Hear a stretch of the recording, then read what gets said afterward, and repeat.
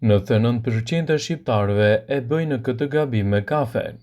Jo të paktën janë ata njerëz që sapo hapin syt me njerë pinë kafe.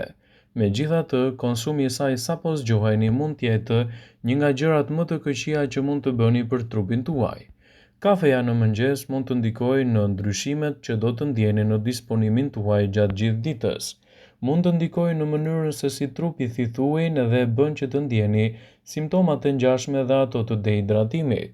Ekspertët shpjegojnë se pirja e kafes kur zgjoheni mund të rrisë sekretimin e kortizolit në qarkullimin e gjakut, i cili mund të shkaktojë pasoja të ndryshme të ditës, si ovulimi, pesha dhe ekuilibrat hormonal.